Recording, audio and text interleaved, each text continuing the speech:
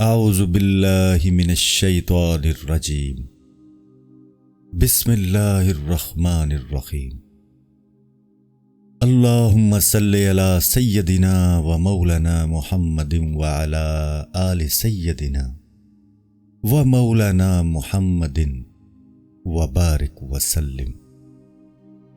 حاتم طائی کی بیٹی بارگاہ رسالت باب صلی اللہ علیہ وآلہ وسلم میں حضور نبی کریم صلی اللہ علیہ وآلہ وسلم کے زمانہ میں جب ملک یمن پر چڑھائی کی گئی اور وہاں سے کئی قیدی حضور نبی کریم صلی اللہ علیہ وآلہ وسلم کی خدمت میں لائے گئے تو ان قیدیوں میں قبیلہ بنی تہ کے سردار حاتم طائی کی بیٹی بھی تھی۔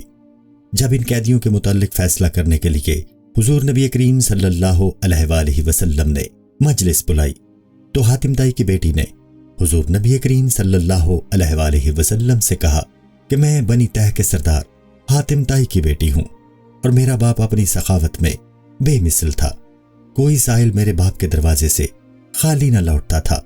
حضور نبی کریم صلی اللہ علیہ وآلہ وسلم نے جب اس لڑکی کی گفتگو سنی تو فرمایا کہ یہ تمام صفات مسلمانوں کی ہیں۔ پھر آپ صلی اللہ علیہ وآلہ وسلم نے اس لڑکی کی باعزت رہائی کا حکم دے دیا۔ وہ لڑکی آزاد کر دی گئی۔ اس لڑکی نے کہا کہ میں اس آزادی پر راضی نہیں کہ میں تو آزاد ہو جاؤں مگر میرے قبیلہ کے دیگر لوگ قید ہوں۔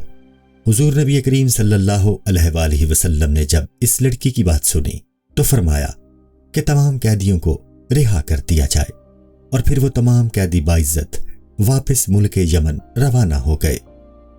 وجہ بیان، حضرت شیخ سعدی رحمۃ اللہ علیہ اس حکایت میں لشکر اسلام کے ملک یمن پر حملے کے متعلق بیان کر رہے ہیں کہ جب ملک یمن پر لشکر اسلام نے چڑھائی کی تو وہاں پر مشہور سخی حاتم طائی کے قبیلے کے افراد بھی قیدی بنائے گئے، اور ان قیدیوں میں حاتم طائی کی بیٹی بھی تھی۔ جب اس لڑکی نے حضور نبی کریم صلی اللہ علیہ وآلہ وسلم سے اپنا تعارف کروایا اور اپنے باپ کی سخاوت کے متعلق بتایا تو حضور نبی کریم صلی اللہ علیہ وآلہ وسلم نے قبیلہ بنی تہ کی رہائی کا حکم جاری کرتے ہوئے فرمایا کہ حاتم طائی اپنی سخاوت میں ریاکاری نہیں رکھتا تھا، اور اللہ عز و جل سخاوت کرنے والے کو پسند فرماتا ہے۔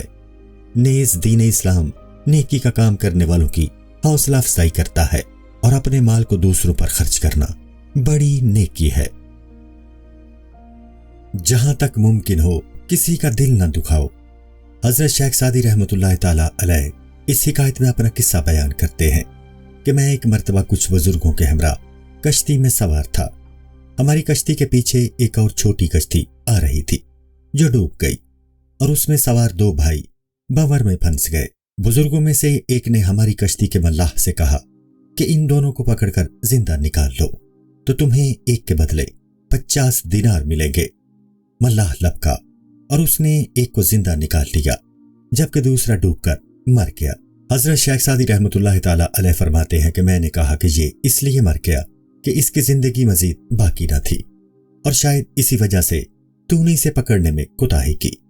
ملاح نے میری بات سنی تو ہنس پڑا اور کہنے لگا کہ آپ جو فرماتے ہیں وہ درست ہے، لیکن ایک بات اور بھی ہے، اور وہ یہ کہ میں ایک مرتبہ جنگل میں جا رہا تھا۔ سفر کرتے ہوئے میں تھک گیا۔ یہ جو زندہ بچ گیا ہے اس نے مجھے اونٹ پر بٹھا لیا، اور جو مرنے والا ہے اس نے ایک مرتبہ مجھے بچپن میں کوڑے سے مارا تھا۔ حضرت شیخ سعدی رحمۃ اللہ علیہ بیان کرتے ہیں کہ میں نے اس ملاح کی بات سن کر کہا کہ اللہ عز و جل نے سچ کہا، جو نیک کام کرے فائدہ اسی کو ہوتا ہے، اور جو گناہ کرتا ہے نقصان اسی کو ہوتا ہے۔ بس جہاں تک ممکن ہو کسی کا دل نہ دکھاؤ، کیونکہ اس راہ میں بے شمار کانٹے ہیں۔ غریب درویش کا کام کر، کیونکہ تیرے ابھی بہت سے کام باقی ہیں۔ وجہ بیان، حضرت شیخ سعدی رحمۃ اللہ علیہ اس حکایت میں اپنے ساتھ پیش آنے والے ایک واقعہ کو بیان کرتے ہیں اور فرماتے ہیں کہ یہ دنیا دار العمل ہے، نیک اعمال کا اجر نیک اور برے اعمال کا نتیجہ برا ہے۔ جس طرح ایک بھائی نے اس ملاح کے ساتھ احسان کیا اور دوسرے بھائی نے اس کے ساتھ ظلم کیا، ملاح نے اس بھائی کو بچا لیا جس نے اس کے ساتھ احسان کیا، اور جس نے اس پر ظلم کیا اس نے ڈوبتا رہنے دیا۔ برے الفاظ سے یاد کرنا غیبت ہے۔ حضرت شیخ سعدی رحمۃ اللہ علیہ اپنے بچپن کا واقعہ بیان کرتے ہیں کہ جب میں بچپن میں تھا اور اتنا چھوٹا تھا کہ میں نماز روزے کے مسائل سے ناواقف تھا، میں نے ماہ رمضان کا روزہ رکھا۔ جب نماز کا وقت ہوا تو ایک شخص سے وضو کرنے کا طریقہ دریافت کیا۔ میرے سوال کے جواب میں اس شخص نے مجھے وضو، نماز اور روزے کے متعلق تفصیل سے بیان کیا اور ان کے مسائل کے متعلق بتایا۔ جب اس کی تقریر ختم ہوئی تو بولا کہ برخوردار، یہ مسائل مجھ سے بہتر اور کوئی نہیں جانتا۔ ہمارے محلے کا امام مسجد تو بڈھا کھوسٹ ہو گیا ہے۔ اس شخص کی اس بات کا علم محلہ کے معززین کو ہو گیا۔ وہ اس پر سخت برہم ہوئے اور کہنے لگے کہ اس بے وقوف کو وضو اور نماز کے مسائل تو یاد ہیں، مگر ہمارے دین کی اس تعلیم کو بھول گیا کہ اپنے معززین کو اچھے ناموں سے یاد کرو، اور یہ کہ کسی کو اس کی غیر موجودگی میں برے الفاظ سے یاد کرنا غیبت ہے، اور یہ ان گناہوں میں سے ایک ہے جن کے مرتکب لوگوں کو جہنم میں ڈالا جائے گا۔ مردانگی اور شرافت کی دلیل یہ ہے کہ دوسروں کے متعلق وہی بات ان کے پیٹھ پیچھے کہنی چاہیے جو ان کے منہ پر کہنے کی جرت رکھتا ہو۔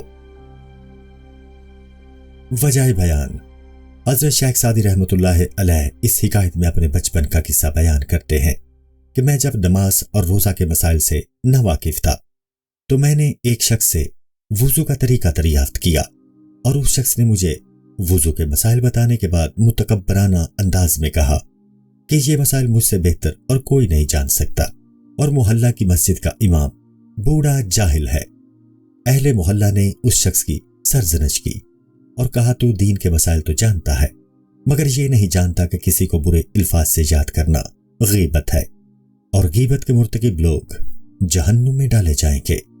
حضور نبی کریم صلی اللہ علیہ وآلہ وسلم کا فرمان ہے کہ غیبت کرنے والا اپنے بھائی کا گوشت کھاتا ہے۔ ہماری بربادی کی ایک بڑی وجہ یہی ہے کہ ہم اپنے بھائیوں کی غیبت کرتے ہیں اور خود کو ان سے برتر و اعلیٰ سمجھتے ہیں، اور بھول جاتے ہیں کہ یہ سب اللہ عز و جل کی عطا ہے، اور اس کی عطا کے بغیر کچھ بھی ممکن نہیں ہے۔ بدو کی نصیحت: حضرت شیخ سعدی رحمۃ اللہ علیہ اپنا واقعہ بیان کرتے ہیں کہ میں نے ایک بدو کو دیکھا، وہ اپنے بیٹے کو نصیحت کر رہا تھا کہ بروز محشر پوچھا جائے گا کہ دنیا میں کیا کیا، نہ کہ یہ پوچھا جائے گا کہ تیرا نسب کیا ہے، یعنی تیرے اعمال کے متعلق دریافت کیا جائے گا، نہ کہ تیرے باپ کے متعلق کہ وہ کون تھا۔ خانہ کعبہ کے غلاف کو ریشمی کپڑا ہونے کی وجہ سے نہیں چوما جاتا، بلکہ اس لیے چوما جاتا ہے کہ وہ کچھ عرصہ عزت والے گھر کے ساتھ رہا، اس لیے معزز ہو گیا۔ وجہ بیان: حضرت شیخ سعدی رحمۃ اللہ علیہ اس حکایت میں ایک بدو کی اپنے بیٹے کو نصیحت بیان کر رہے ہیں کہ بروز محشر تیرا نسب تیرے کام نہیں آیا، اور اس پر فخر کرنا کہ میرے آباء و اجداد بڑے بزرگ تھے کسی کام کا نہیں، وہ ان کے اعمال تھے۔ اپنے اعمال کی جانب نظر دوڑاؤ، اور اگر تم اپنے آباء و اجداد کی طرح نیک اعمال کرتے رہے تو یقیناً تم بھی اسی مرتبہ پر فائز ہوگے جس پر وہ فائز ہوئے، وگرنہ تمہارا انجام بخیر نہ ہوگا۔ سلطان قزل ارسلان کا قلعہ۔ سلطان قزل ارسلان ایک ایسے مضبوط قلعہ میں رہتا تھا جسے کوئی دلیر سے دلیر فوج بھی فتح کرنے کی ہمت نہ رکھتی تھی۔ اس قلعہ کی بلندی کوہ الون سے برابری کا دعویٰ کرتی تھی، اور یہ قلعہ مضبوطی کے علاوہ اپنی تعمیر میں بھی نہایت دل فریب اور خوش منظر تھا۔ اس قلعہ کی روئے زمین پر کوئی مثل نہ تھی۔ یہ قلعہ ارد گرد کے مناظر کے اعتبار سے ایسا معلوم ہوتا تھا جیسے سبز طباق میں کوئی انڈا رکھا ہوا ہو۔ ایک مرتبہ ایک درویش سیاحت کرتا ہوا اس قلعہ کی جانب آ نکلا۔ اس درویش کو سلطان قزل ارسلان سے ملاقات کا شرف حاصل ہوا۔ سلطان قزل ارسلان نے اس درویش سے سوال کیا کہ تم نے دنیا دیکھی ہے اور گھاٹ گھاٹ کا پانی پیا ہے، کیا تم نے روئے زمین پر اس طرح کا مضبوط اور خوشنما قلعہ کہیں دیکھا ہے؟ تمہاری اس قلعہ کے متعلق کیا رائے ہے؟ کیا کوئی ایسا ہے جو اس قلعہ کو فتح کر سکے؟ اس درویش نے جب سلطان قزل ارسلان کی بات سنی تو ہنس پڑا اور بولا کہ تیرا یہ قلعہ بلا شبہ اچھا ہے، لیکن میں اس بات کو ہرگز تسلیم نہیں کر سکتا کہ یہ مضبوط بھی ہے، کیا تو نہیں جانتا کہ تجھ سے پہلے جو لوگ اس میں رہتے تھے یہ قلعہ موت سے ان کی حفاظت نہیں کر سکا، اسی طرح یہ قلعہ تیری بھی موت سے حفاظت نہیں کر سکے گا، اور تیرے بعد یقیناً اس میں اور لوگ آباد ہوں گے۔ پھر اس درویش نے سلطان قزل ارسلان کو مخاطب کرتے ہوئے کہا کہ اے سلطان، تو اپنے باپ کے دور حکومت کو یاد کر اور اس بات کو دل سے باہر نکال پھینک کہ تو ہمیشہ اس قلعہ میں رہنے والا ہے۔ وجہ بیان: حضرت شیخ سعدی رحمۃ اللہ علیہ اس حکایت میں سلطان قزل ارسلان کا واقعہ بیان کر رہے ہیں کہ وہ اپنے قلعہ کی مضبوطی پر فخر کرتا تھا۔ ایک درویش جب سلطان قزل ارسلان سے ملا تو سلطان قزل ارسلان نے اس سے اپنے قلعہ کے متعلق دریافت کیا۔ اس درویش نے کہا کہ تو اس قلعہ کی مضبوطی پر فخر نہ کر کہ یہ تیری موت کو نہیں روک سکتا، بس انسان کو چاہیے کہ وہ اپنی موت کو یاد رکھے جو اس کے سر پر منڈلا رہی ہے، اور اپنی زندگی کو پرتعیش سامان اکٹھا کرنے کے لیے وقف نہ کر رکھے، اور حقیقی نفع وہی حاصل کر سکتے ہیں جو دنیا کو آخرت کی کھیتی سمجھتے ہیں اور دنیا میں رہ کر آخرت کے لیے بہترین توشہ جمع کرتے ہیں۔ دانائی کی ایک بہت قیمتی بات۔ حضرت لقمان سیاہ فام تھے۔ آپ ایک دن بغداد کے ایک بازار سے گزر رہے تھے کہ ایک شخص نے اپنے گھر کی تعمیر کے لیے آپ کو اپنا باغا ہوا غلام سمجھ کر مٹی کھودنے کے کام پر لگا دیا۔ حضرت لقمان وہاں 1 سال تک مٹی کھودنے کی سخت مشقت برداشت کرتے رہے۔ 1 سال بعد اس شخص کا باغا ہوا غلام واپس لوٹ آیا۔ وہ آپ کو جانتا تھا۔ اس نے آپ کی جو حالت دیکھی تو آپ کے قدموں میں گر پڑا اور معافی مانگنے لگا۔ اس شخص کو جس نے آپ کو مٹی کھودنے پر لگایا تھا، جب آپ کے مقام و مرتبہ کے متعلق علم ہوا تو اسے بھی اپنی غلطی کا احساس ہوا، اور اس نے بھی نہایت عاجزی کے ساتھ آپ سے معافی مانگی۔ حضرت لقمان نے فرمایا کہ جو ہونا تھا وہ تو ہو چکا، میں اس کام میں بھی گھاٹے میں نہیں رہا، اور میں نے دانائی کی ایک بہت قیمتی بات یہاں سے سیکھی، اور وہ یہ کہ اپنے آپ سے کم کو کبھی کسی مصیبت میں مبتلا نہیں کرنا چاہیے۔ میرا بھی ایک غلام ہے جس سے میں ہر قسم کے کام لیتا تھا، لیکن اس مشقت کو اٹھانے کے بعد مجھے معلوم ہو گیا کہ اس قسم کے کاموں سے کس قدر روحانی و جسمانی تکلیف ہوتی ہے۔ اب میں بھی اپنے غلام سے ہرگز ایسے کام نہ لوں گا جس سے اسے روحانی و جسمانی تکلیف اٹھانی پڑے۔ وجہ بیان: حضرت شیخ سعدی رحمۃ اللہ علیہ اس حکایت میں حضرت لقمان کا قصہ بیان کرتے ہیں کہ ایک شخص نے انہیں اپنا سیاہ فام غلام سمجھ کر ان کو مٹی کھودنے پر لگا دیا۔ پھر جب اس شخص کا غلام لوٹا اور وہ غلام آپ کے مقام و مرتبہ سے بخوبی آگاہ تھے، اس نے اپنے مالک کو آپ کے مقام و مرتبہ کے متعلق بتایا تو وہ شخص اپنی اس حرکت پر نادم ہوا اور معافی مانگی۔ آپ نے اس سے کہا کہ میں نے اس مشقت میں ایک قیمتی بات دانائی کی یہ سیکھی ہے کہ اپنے سے کمتر کو کبھی بھی مشقت میں مبتلا نہیں کرنا چاہیے۔ نیز انسان کو چاہیے کہ وہ کسی کی مصیبت و تکلیف کا احساس کرے، اس سے پیشتر کہ وہ اس مصیبت سے دوچار ہو۔ اپنے سے کمتر کو کبھی کمتر نہ جانے، اور احساس برتری در حقیقت تکبر ہے، اور تکبر اللہ عز و جل کو پسند نہیں ہے۔ جس کا دل روشن ہو اسے ہر شے روشن نظر آتی ہے۔ حضرت شیخ سعدی رحمۃ اللہ تعالی علیہ بیان کرتے ہیں کہ ایک نوجوان بے حد حسین و جمیل تھا، اور اس کے ساتھ ساتھ وہ نیک اتوار کا بھی مالک تھا۔ وہ نوجوان علم کی دولت سے بھی مالا مال تھا، اور جس موضوع پر بھی گفتگو کرتا لوگ اس کی جانب متوجہ ہو جاتے اور نہایت انہماک سے اسے سنتے تھے۔ اس کے فیصلوں کی قدر کی جاتی تھی، اور وہ ایسا روشن چراغ تھا جس کے سامنے کسی دوسرے چراغ کی روشنی مان تھی۔ ان تمام خوبیوں کے باوصف اس میں ایک عیب یہ تھا کہ وہ الفاظ کو ان کے صحیح تلفظ کے ساتھ ادا کرنے کی قدرت نہ رکھتا تھا۔